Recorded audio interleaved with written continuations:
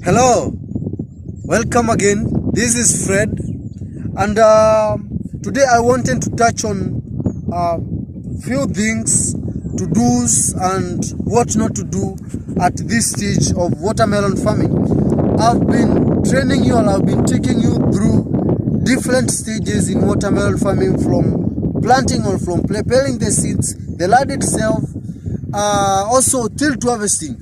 We have all that you need in order to be a good watermelon farmer.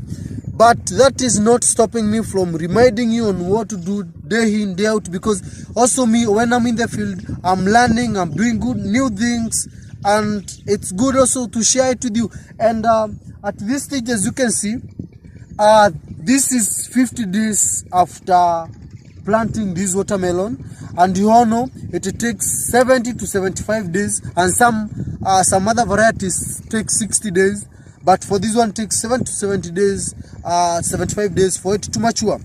And at this stage, which is fruiting stage, as you can see, there is so many fruit are forming. You can see it yourself. So there are some things you are supposed to be doing, some things that you'll not find anywhere else, and among them is how you turn the fruit. For example, have a look. For example, I want you to look at this. This fruit, it's standing on its, or is sitting on its blossom. This fruit here is lying on its sideways, or it's lying on its back. Which fruit do you think is in the right position according to you? Which do you think? Is it this one or is it this one? In your farm, which fruit are you comfortable with when you find them looking the way they are? Is it this or is it this one? Okay, let's see. Now, the fruit that is in the right position, and this is in my opinion, and I'll also defend my opinion, the reason why I'm saying so, it's not just for the sake of saying so. It is this fruit. When the fruit lies on its back or on its sideways, it is giving, the fruit is given a space to elongate, because we need a long and a big fruit. So this one will elongate easily as compared to this one. So this one that is sitting on its bosom, or on its down part, it may not elongate all, otherwise it is going to expand. And you know the market demand is in need of a long fruit, elongated fruit. So what we do, we come and turn. You see, you hold it, make sure you don't cut this part, and turn your fruit. Now from there it will grow in that direction. All the fruits are supposed to be lying on their back, or on their sideways, or on their bottom. I have another one here. See this one? It's sitting on its blossom, or on its bosom. So what we do, we just hold it and place it downwards that way. This one is okay. This one is okay. The other one here is also sitting.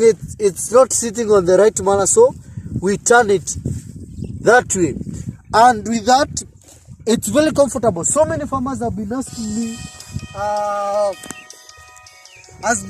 me, whether to do the mulching or not to do the mulching of the watermelon. Depending by where you are doing your watermelon farming, if the area is very moist, if your watermelon you're using rain-fed, you can do the mulching. And the mulching will prevent the waters or the fungal diseases from attacking the watermelon from below. But in my case, because the area, I'm under irrigation, they are not rain fed, so I don't necessarily need mulching, and it's because that will be an added cost to me, and it is not helping me.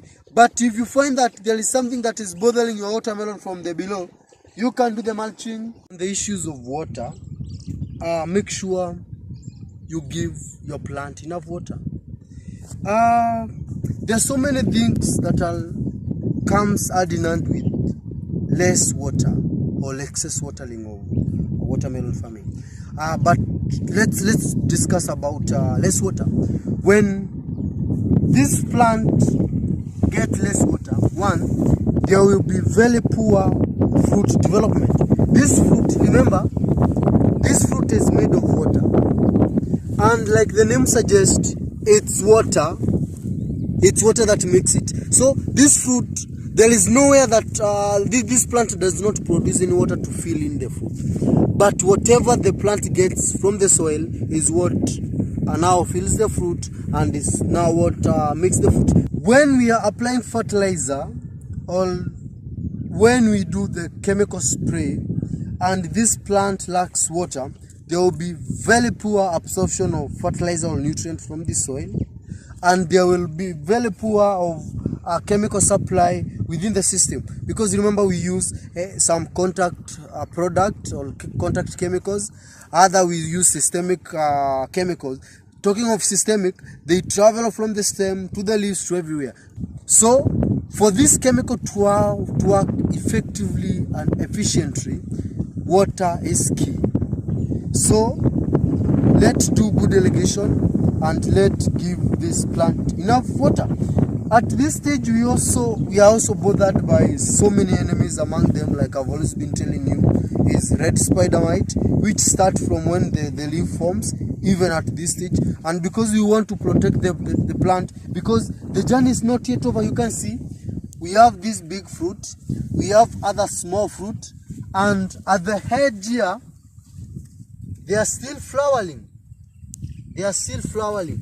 You can see these are male flowers. Remember the male flowers, and also now we're producing a female flower here. See, so there is continuity in production. So you have to make sure that you protect the leaves and they are healthy up to the last day.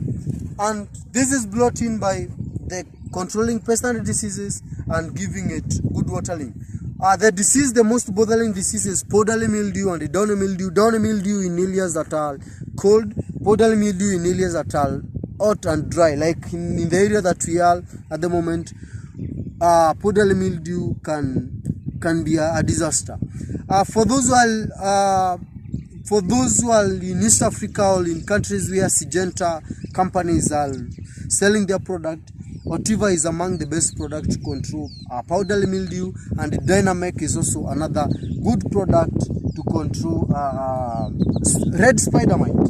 So those are among the few tips you need to know about this crop as it is aging, as it is developing, because it's a continuous. Remember, if you miss any stage or if you miss any step in watermelon farming, because it goes by the days, you just lost everything. For fertilizer, what we need to do at this level, we need to introduce now a calcium-based fertilizer, like product like CAN. They are very good. It is rich in calcium.